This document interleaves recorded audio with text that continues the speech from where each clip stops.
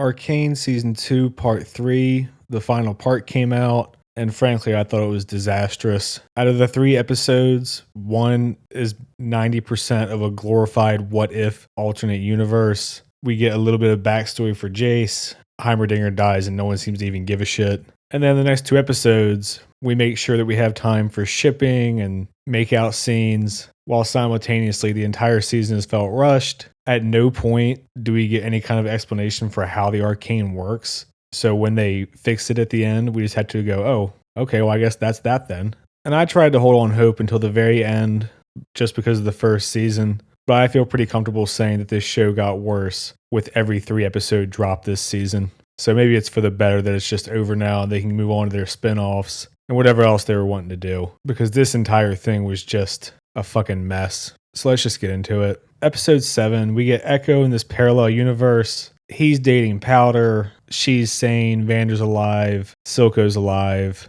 And this is the type of thing that could be nice if, the show had 3, 4, 5 seasons and it really took its time and each season was well developed. But instead, the show's 2 seasons, and the second season has been a speed run of them just doing whatever they want, including undoing Jinx's entire first season arc in about a 2 episode span. So they had time to make Echo and Powder a couple, Milo and Clagger, which I actually couldn't tell if they liked Vi a little bit in the first season, but whatever. Heimerdinger's just been sitting around playing a fucking guitar. So Heimerdinger says that he's been waiting for like 1,100 days-ish, so about 3 years, and he's just been sitting here waiting for Echo.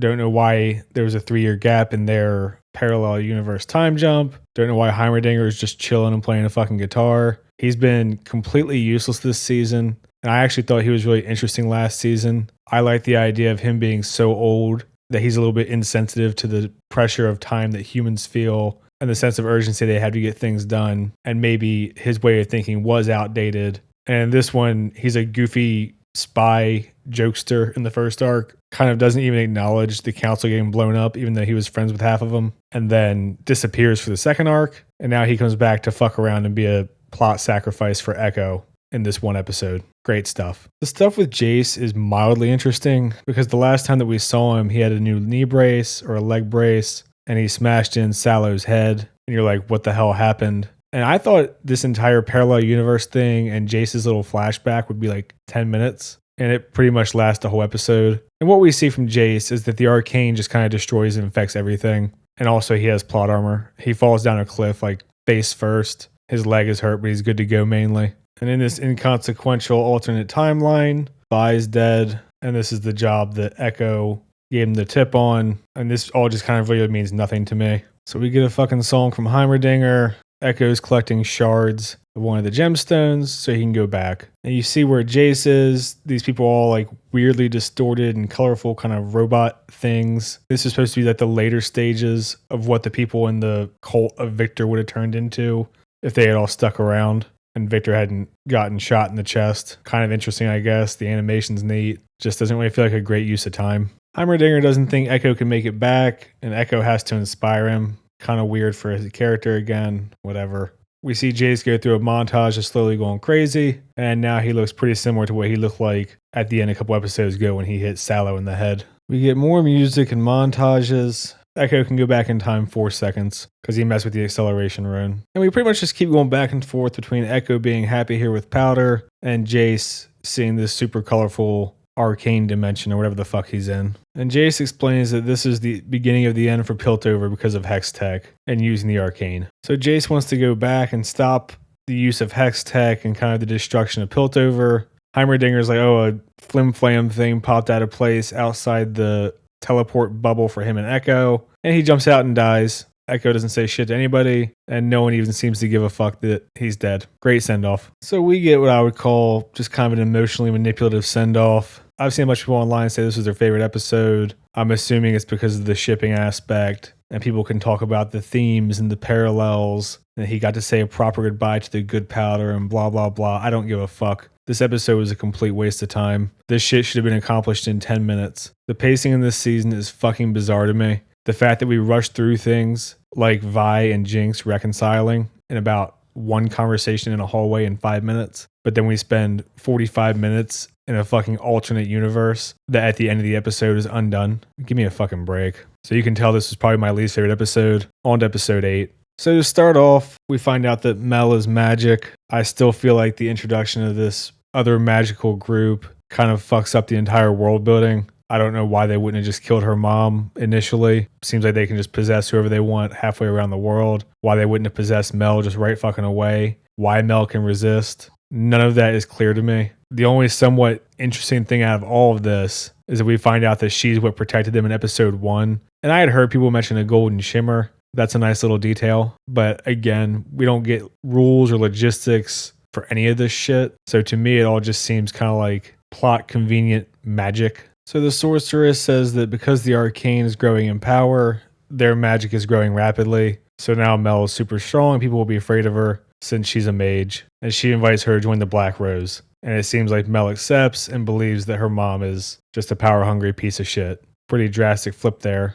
Again, very fast. And Bessa buried her henchman that died, and now they're trying to keep Victor alive and saying that if he lives, it's up to his will. And he's the key to Singe's cure for death. Victor starts talking through their corpses, and now he's some kind of interdimensional arcane monster. This is the type of thing where I was saying that it just kind of feels like the story goes crazy these last couple episodes, and they just give some random exposition and say that this shit happens, and so that's what happens. So we get this back and forth where Victor essentially says that he can inhabit his followers for a bit, and that he thinks that the key to solving death is below the hex gates, but Jace fucked him up pretty good, so he doesn't think that he can defeat Jace on his own. Oh my god, this shit's just off the rails. And Victor agrees that he'll evolve anyone who's willing, and Bessa wants him to evolve her whole army. I'm really curious to see what fans of Victor think of this, that his character is just so fucking all over the place. Vi wakes up to the shittier version of Vander. She's asking where everybody's at, and we find out that Jinx is in jail, and Caitlyn is trying to prepare for this war with Noxia and Ambessa. So Vi comes in, throws a tantrum at Kate, and she's giving her shit for falling for Ambessa's deception, and she's freaking the fuck out about Jinx being in jail. And it's like, are we just ignoring the fact that she killed half the council and who knows how many random people in the streets and how many police officers? It's only a few months ago. So I'm not really sure what ground she thinks she has to stand on here. Saying that she's changed doesn't really undo shit and kind of just makes Vi seem like an asshole. I find it even more annoying because the show seems to think that Jinx is in the right and that Vi is for being like she deserves a second chance. Get fucked. Like, she's a psycho. She killed a shitload of people, performed what amounts to a terrorist attack that started a civil fucking war in your city. I guess we're just forgetting all this because it's been a few months. And Kate looks like she feels guilt over it too. So to me, the show wants you to think that Vi is in the right here. And also Kate's Darth Kate Dracula arc lasted fucking no time and was fucking done in 2 episodes. Just another speed run of a character arc that probably should have taken 3 seasons, along with them undoing Jinx's craziness if that's the route they wanted to go. And I don't usually want to be autistic enough to just single out particularly bad lines of dialogue, but this one is fucking atrocious, where she says, Vi doesn't know what you and I know, there are no happy endings. And if you're conscious at all while you're watching this, you're like, oh, okay. So Jinx is going to have like a heroic sacrifice at the end. And that's what happens. The most heavy-handed fucking foreshadowing, maybe in this whole series. And this whole conversation between Jinx and Caitlyn feels unearned to me. Caitlyn does the whole, hated you, made me hate myself, I'm tired of it, blah, blah, blah. And Jinx is like, I didn't know your mom was there, but it probably wouldn't have made a difference. And it's like, Kate's been relentlessly hunting her for months because she did kill her mom. And now that she's got her in jail and would be well within all of her rights to just to fucking execute her ass, she's not going to do it because Jinx is sad. Obviously, she still cares about Vi at this point, but they've also been broken up for months while Vi's been out getting drunk and hanging out with her terrorist sister who killed Kate's mom. This is all the type of shit that does not feel earned, due in large part to the pacing of the season. I mean, this entire thing they probably should have spent a few episodes on just to get Jinx some kind of redemption or some kind of arc to make Kate think, okay, she's not all bad, or maybe I could forgive her, or whatever the case is. They don't do any of that shit. They just have a conversation, fucking good to go. And this whole conversation is kind of funny to me because they were like a thing last season. Whether or not it was genuine, you could debate, or if Mel was just trying to use him, whatever the case was. But regardless, he's been gone off the council for months. No one has said jack shit about where's Jace. And then he comes back looking all fucked up And then the first thing he does is pout that Mel only saved him and a couple others in the explosion, even though she says that she had no idea about her own power. So Jace is freaking out, and Victor shows up possessing one of these weird arcane robot things. And here's where we start getting a lot of really vagaries and kind of platitudes and plot armor bullshit. The robot's so fast at one point that it goes from like the ceiling to behind Mel before she can react. This robot that Victor's controlling is dancing around Jace and like touching his forehead and just takes his hammer. And obviously he's not going to kill him even though he just said he was gonna. Just a lot of nonsense this season with the choreography. Really disappointing. Especially because with animation, it's not like you have to have stuntmen hit their marks or worry about the safety of the actors. You can literally just plan it out however you want and draw the shit in. And Victor says that the glorious evolution is destined. He hesitates because he sees this anomaly in Jace, which gives Mel time to save Jace. And then Jace uses his hammer to somehow blast through the robot and into Victor's chest in the fucking arcane dimension. Again, any kind of explanation for how all this shit's connected would have been nice. Instead of just showing us stuff and we have to fill in pretty much the entire world building for ourselves. Vi goes and breaks Jinx out of jail, who is still a known terrorist. Jinx punches her and gets out and locks her in and says that you deserve to be with Caitlyn. Don't worry about me anymore. And I guess we're getting her depressed arc now that the little mute girl died as a plot device. Again, this last arc is all payoffs that just feel completely fucking undeserved. Jace calls them all together, gives an inspirational speech, and now the topsiders and bottom-siders are all getting along, just so this can all escalate for the war of the final episode. Just another fucking payoff to me that feels completely undeserved and contradicts the rest of the season. We spent literally the entire season with them using checkpoints and military force on Zaun. Jinx committed a fucking terrorist attack with the gas, though it doesn't really seem like much came of it, but still. On top of the terrorist attack with the fucking bomb, they have groups formed after her that they call themselves Jinxers. But I guess one phone call was all it took, and showing them this weird fucking robot thing that I can't imagine anyone knows what it actually is or does. And they all just take it at face value. It's so funny. Sevilla shakes her head no and walks out, and a lot of the lower side people just walk out like pissed off. We get a montage where they see some elderly people up top, and then they decide to join them and fight, as if they didn't know there was fucking old people up there, innocent people up there. Now they're all raring to go. Jesus fucking Christ. So thank Christ we made time for another music song and to watch Kate and Vi make out instead of anything productive. I feel like this just sums up the fucking season. And Kate tries to tell her that she dated someone else, and Vi says she doesn't care, and Vi's biceps look like she's been fucking juicing. Mel confronts her mom and essentially says, just leave. Piltover doesn't have anything to do with this feud between you and the Rose. And the mom gives this really bullshit answer about how the Rose having mages violates their principles on the battlefield. And for some fucking reason, that means they have to attack Piltover. I don't even fucking know at this point. We never even get a clear answer as to what exactly she did to the Black Rose. She just vaguely says that her son got entangled with him, and now the Black Rose wants to kill her, and that she doesn't like mages. I'm sure there's some fanfic already that's come out that's written a much better story than what we're getting on the screen here. And then we cut back to where Victor said you may begin the process to Dr. Singe. He starts bringing Vander back to life again, and Sky disappears. And now Victor's alone in the Devil May Cry ether. The Noxians have a bunch of these robot things fighting for them. It'd really be nice to know how Arcane works, because at this point it just seems like it's an everything magical tool. It can bring people back to life repeatedly, apparently. Victor's soul can go live in this other dimension. It can take people to parallel worlds. It can be used for the mages. Fucking whatever. So Victor's final evolution of all his cultist members takes place, and they get raptured into the Arcane robots. Jinx burns down the bar and wants to kill herself. 2 episodes ago, which at this point in the story is a few days, seemingly, she was reunited with Vander and Vi. And because of a girl that couldn't talk that she hung out with, now she wants to kill herself, even though Vi wants her back. But luckily Echo's here just in time to stop her. And he just keeps rewinding time until the conversation finishes. Really great here that the person that Vi wants to redeem is also willing to kill Echo to kill herself, because she tries repeatedly here.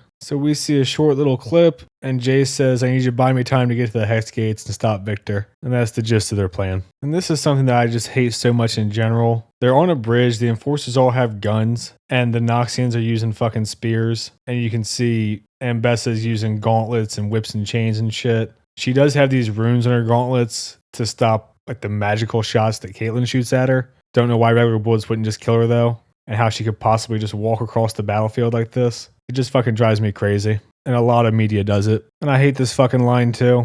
Caitlyn tries to snipe her from a tower, and then Bessa says, bold little one. I'm not sure if I would call it bold to try to fucking snipe somebody.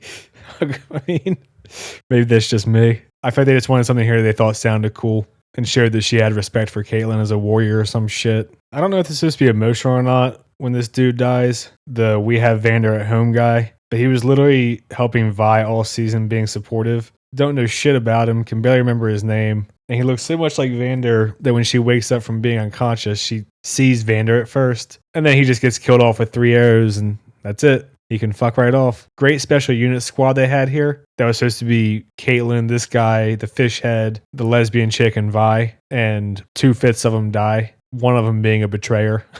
The fishman guy tries to inject some shit into Victor's arcane orb, but it doesn't go off because they got betrayed. And I thought all of this was just cheesy as fuck. She got betrayed by bob hair lesbian, can't be bothered to remember her fucking name. And Bessa literally lets her wake up to rub it in and then execute her after a lame ass monologue instead of just fucking killing them while they're all unconscious, as you would expect. Luckily, thanks to all this dicking around, this gives Mel enough time to throw up a magic barrier that deflects the bullet around a bunch into Bob Cut Lesbian's face. So she dies, and the fight's back on. And Mel tries to negotiate with her mom yet again, even though they're literally having a fucking war in Piltover. And they've had that conversation like 100 fucking times at this point. And I don't know what her plan was, because Jinx shows up right here, and she looks surprised also. And I'm sure the people that are enjoying the show thought this was a really cool intro and whatever. I thought it was super cringe with the Spanish rap. I thought it was really fucking lame. But that might just be because all of this feels undeserved. I mean, luckily, we get Savika joining the battle after she said no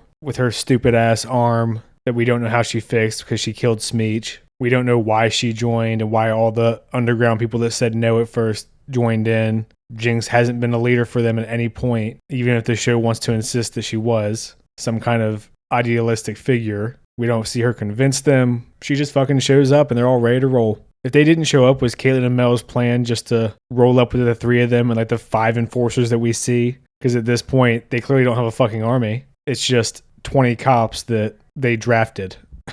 Victor's arcane orb finally gets shot by the railgun thing, and it's empty. Shouldn't really be a surprise to anyone, because we've seen that he can control people from wherever he feels like. So, not sure why this trick worked. So we get the reveal that Victor is at the Hex Gate trying to stop Jace. And again, his magic just seems limitless. Jace has spent this whole fight manually unplugging the Hex core things. And then Victor uses this third arm and just casts a spell and undoes it all. Victor says that he's more than he ever was, and he wants everyone to be a hive mind. Seems like a really lame villain to me. I thought he was way more interesting last season. And for some reason, they didn't use these arcane robots from the very beginning of the fight that Jace and Mel really struggled to take on. And they can literally just touch people, and then Victor controls them and takes their mind and soul to the arcane dimension or whatever. But he waited for dramatic timing. So all these borderline indestructible arcane things that can fly and are fast as shit now show up and start taking over everybody.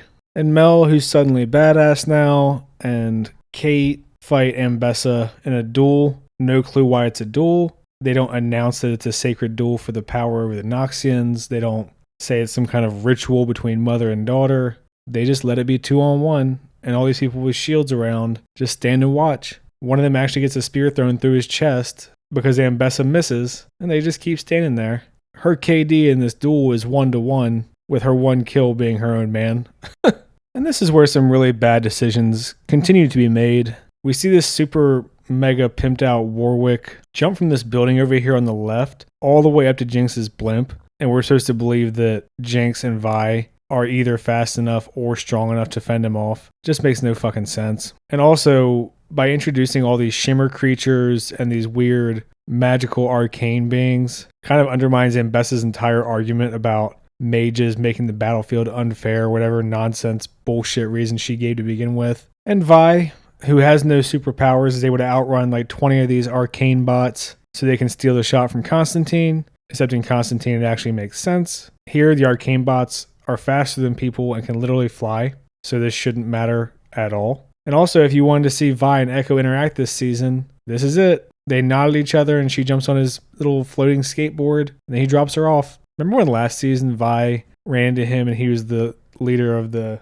Firelights and he was putting on a tough front until she said she was glad to see him and then he let himself be a little kid again. Those were good times. And Super Vander Warwick monster is very dramatic. So instead of just killing Jinx, which he will do in a few minutes here, he just hovers over her instead of killing her. Very nice of him. Very theatrical. Jinx's blimp crashes after Vi comes and bails her out because her gloves can also propel her through the air now at super fast speeds. We go to Victor lecturing Jace just about how he wants essentially an equitable society where everyone's a hive mind. And in about 10 minutes here, he'll realize that that's pretty boring. And humans being unique is part of what makes them special. Kind of lame villain that's been done many times and much better and makes a lot more sense for both the world and the character. We go back to Kate and Mel's duel versus Ambessa, and I actually don't mind this part. Kate realizes that the runes on her gauntlet are preventing Mel's magic from working, and she's in a position where she's losing, so she sacrifices her eye to cut off the gauntlet off her wrist so that Mel can attack her. So at least it costs her something to win the fight. Not bad. A decent point in a fucking episode of low points. Now, somehow Mel just knows how to go into this Black Thorn world. The sorceress makes Ambessa brain dead or some shit, and then is going to turn on Mel. But luckily, Mel somehow knows that there's no fucking rules in this place, and she can just go Super Saiyan, and then she wins. And that's what happens. And her mom says, "You are the wolf," and kills herself and the audience of cringe. And the soldiers still haven't moved. Even though they were in the middle of a fucking war, they all just stopped. Vi and Jinx wake up. Neither one gives a fuck about Echo. So he's just passed out under some shit by himself, and they're bonding, trying to fight Vander Warwick Super Monster. Luckily, Warwick is very theatrical, so he's just watching like, is now the right time to go fuck him up? Nah, I gotta wait till the camera's on me. And it does like the anime thing where he's so fast that he goes from up there in the background to right in front of them before they can even react. We're supposed to believe that they're not dead again. I don't think either one of them could react that fast, and certainly not Vi, who's just a regular person. Even Jinx with the shimmer I don't think is enough, but whatever. Jace is chasing Victor to get off High Charity. They fly through the Jinx Vi Warwick battle and the gravity turns off. So we get this zero gravity fight up in the ball. They do the sound here like they're in space. Kind of a weird decision. I don't think the air just disappeared from the fucking atmosphere. But there's a neat little thing in here where Jinx is using her gun to get around and the momentum of it because there's no gravity. But Warwick is also just jumping all around and moves really well for being in zero gravity. I guess he's a smart monster. I don't fucking know. Jace ends up on the roof, and now he's going to become part of the Arcane Dimension hive mind. Victor starts putting little tentacle things on everyone. And again, this just makes you think, like, why the fuck didn't he just lead with this? It doesn't seem like anyone can even resist it, especially if the arcane bots are touching them. I don't fucking know. So you can see in the Arcane Dimension where everything's becoming one collective mind now, which is what Victor has been rambling about this whole fucking episode. But now Jace can see it as well. Echo tries to sneak up on Victor. He keeps rewinding and rewinding, and then eventually rewinds more than just a few seconds like he has been. And then he throws his little time device at Victor, and it explodes, and he wins. Victor asks Jace why he persists. Jace says because he promised Victor's older version of himself in the Arcane Dimension that we saw in episode 7, they didn't want to reveal it yet. It was old Victor, who essentially says that a world is perfect, has no dreams, and is pretty much soulless, and there's no beauty to it or anything, and blah, blah, blah. So Jace hugging Victor. Bro moment saves the day. Huzzah. Jace and Victor explode and stop the Arcane. Now all the Arcane bots are falling and gravity's back and everyone's disconnected. And unfortunately for Jinx, Vi, and Vander, they land on a part of a bridge that's about to fall. Vi catches Jinx. Jinx pops the orb out of her glove and sacrifices herself, completing this incredibly rushed, ballless arc that probably should have taken about 3 more seasons to get to this point. Big Boss Caitlyn and Vi get a happy ending, so fuck everybody else, I guess. And we're going to get a bunch of spin-offs since they said that their journey's just starting. Oof. So yeah, that was a nightmarish final fucking arc for me. I'm sure the comments will be full of people again calling me a fucking idiot. I didn't get the themes and the parallels, and just ignoring the fact that it was a horrendously rushed, pretty incompetent story that contradicted so much of what was already established, on top of introducing more characters, more magic, more groups, and just didn't explain jack shit for any of them. I mean, even the thing with Jace and Victor at the end could have been a really nice payoff if we had watched them continue to grow apart like we kind of had in season 1, but then that got actually explored in season 2. Instead, Victor wakes up from a arcane coma and just goes, "See ya, bitch." And then the next time Jace sees him, he blasts him in the fucking chest. And then they resolve their issues in a parallel fucking world and die together. Unbelievable. I'm not going to keep going on. This season was obviously highly disappointing to me. I'm sure there's plenty of people who will enjoy it, who will say that it's still a good show, just not great like season 1. I was giving it the benefit of the doubt for the first 2 arcs. I feel pretty comfortable saying that this was just a bad season. There you have it. I'm just going to leave it here for this one. Maybe I'll do a full season thing and talk about why I think there was such a big drop off and give some examples of where Arcane season 1 excelled and 2 just floundered. But if you've seen it, let me know what you think. I try to respond to all the comments that aren't just insults. Like and subscribe and all that shit. Thanks. See ya.